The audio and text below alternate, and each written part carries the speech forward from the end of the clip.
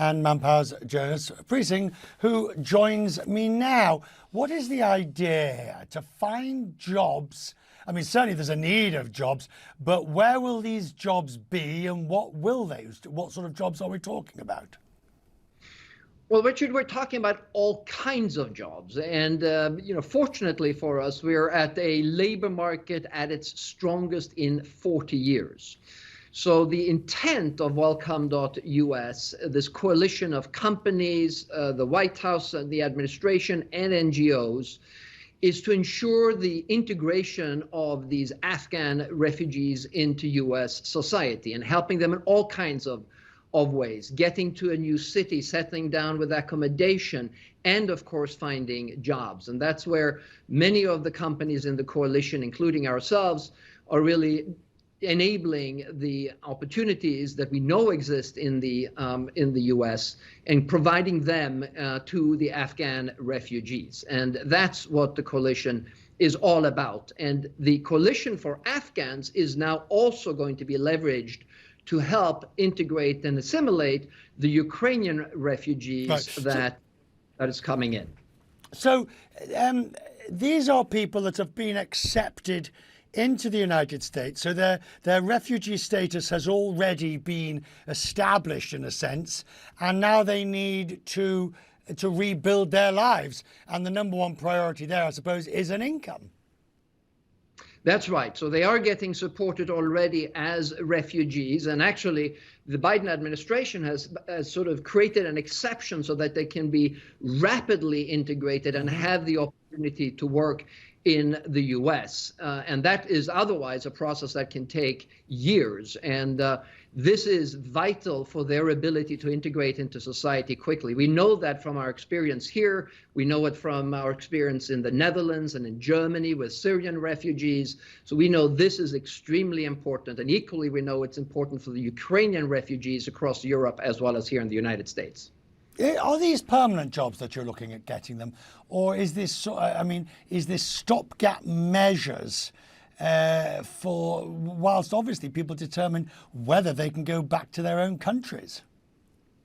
I think it's two different issues. I think from an Afghan perspective, most of these jobs ultimately are going to be permanent jobs. For the Ukrainian refugees, it's a different story because most Ukrainian refugees that I've had the opportunity to interact with and that we know are primarily going through Europe and in particular Poland, their intent is to go back to Ukraine once the crisis ends and the war ends. So they are definitely more looking for temporary jobs, but we do know that over time this may change. So we also need to be able to give them the skills so that they can resettle on a more permanent basis and integrate into those societies where they live.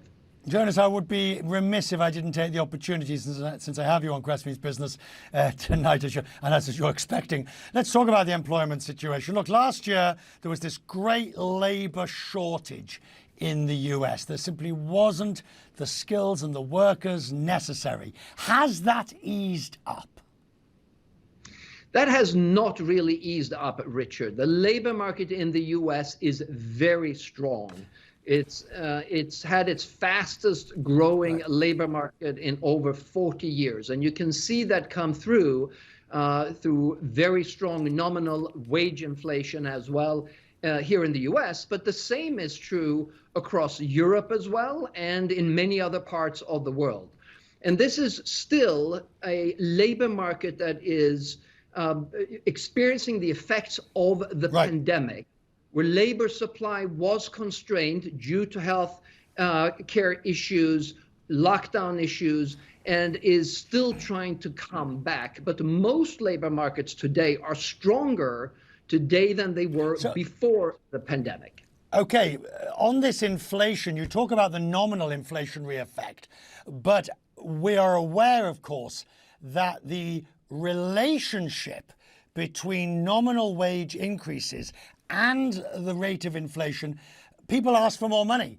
If the prices are going up, they need more money. Do you see that cycle being broken, or is it tightening and hardening? Well, the evolution of wages was actually quite a good story up until late mid 21. Right. Because you saw some very strong real wage increases both in Europe and the United States and elsewhere.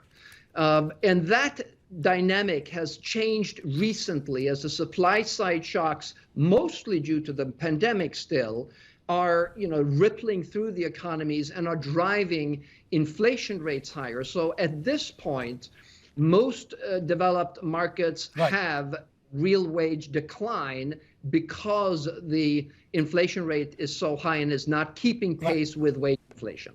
Until, of course, wages go up. But if you sum it up, are we in an employer's market or an employee's market?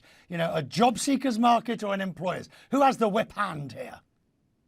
We are definitely and firmly still in an employee's market, Richard. This is a very strong labor market.